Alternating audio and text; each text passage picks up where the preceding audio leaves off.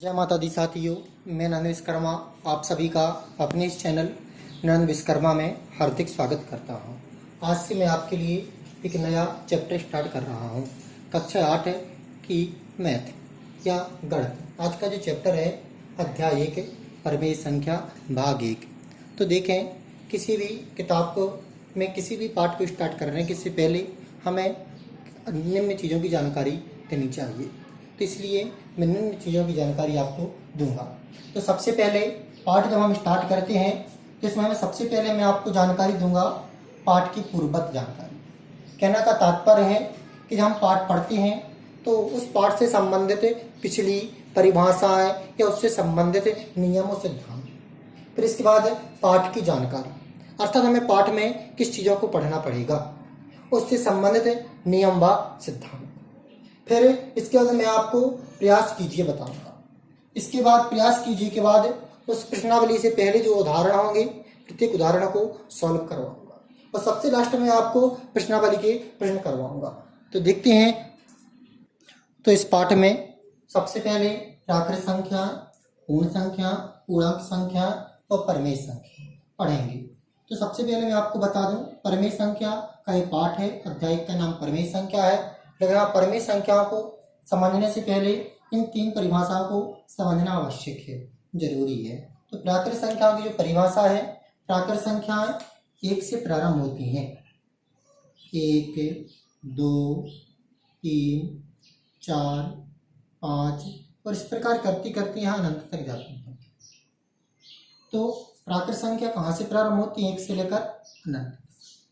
फिर इसके बाद पूर्ण संख्याएं जो होती हैं, पूर्ण संख्याएं 0 से प्रारंभ होती हैं और कहाँ तक जाती हैं? अनंत तक।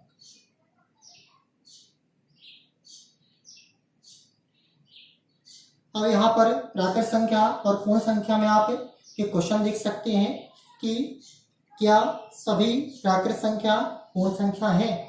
तो आप बता देंगे आसानी से, हाँ सभी प्राकृत संख्या पूर्ण संख्या है, क्योंकि प्राकृत संख्या 1 से प्रारंभ हो रही है और पूर्ण संख्या 0 से। और क्या सभी पूर्ण संख्या प्राकृत संख्या है? नहीं। क्यों नहीं है? क्योंकि इसमें 0 नहीं दिया गया है। अब देखते हैं पूर्णांक संख्या।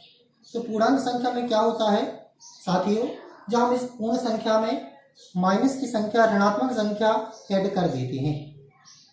कैसी संख्या ऐड कर देते हैं? ऋणात्मक संख्या ऐड करते हैं। तो जब हम ऋणात्मक संख्या को ऐड कर देते हैं तो वह संख्या कहलाती है पूर्णांक संख्या। और यह संख्या भी कहाँ तक जाती है?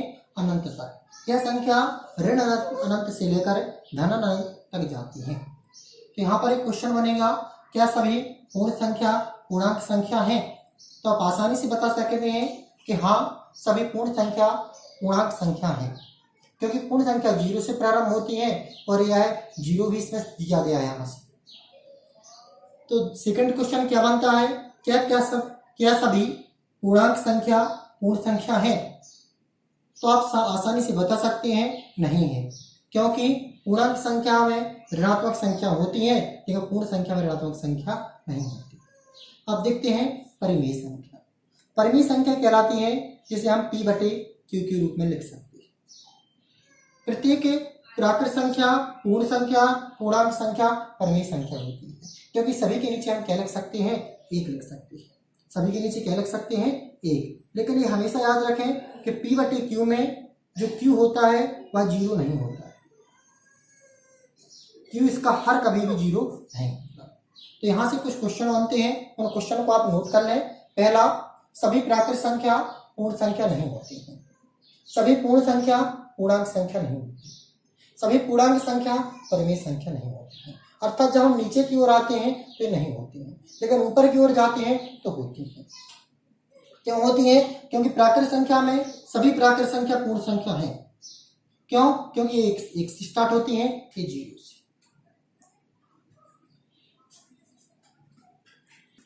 इसी प्रकार सभी पूर्ण संख्या पूर्णांक संख्या है, क्योंकि यह इनमें 0 से स्टार्ट होती है, 0 इसमें दिया गया है। और यह कहाँ से स्टार्ट होती है? ऋणात्मक से। सभी परमेय संख्या पूर्णांक संख्या है। क्यों? क्योंकि परमेय संख्या ऋणात्मक भी होती है और धनात्मक भी होती है। अब देखते हैं परमेय संख्याओं के गुणधर्म। तो परमेय संख्या के गुणधर्म में हम 3 गुणधर्मों को पढ़ेंगे। सबसे पहले संवर्त, फिर इसके बाद क्रम विनिमय या क्रम विनिमयता, फिर साहचर्य या साहचर्य। तो सबसे पहले हम आपको बता दें संवर्त कहलाता क्या है।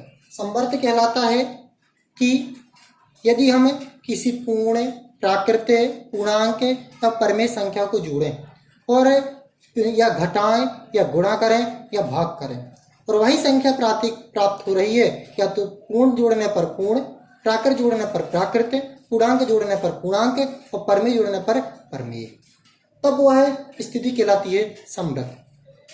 क्रम विनिमय कहलाती है इसी प्रकार क्रम विनिमय उससे क्रम बदलना। क्रम विनिमय में क्या होता है?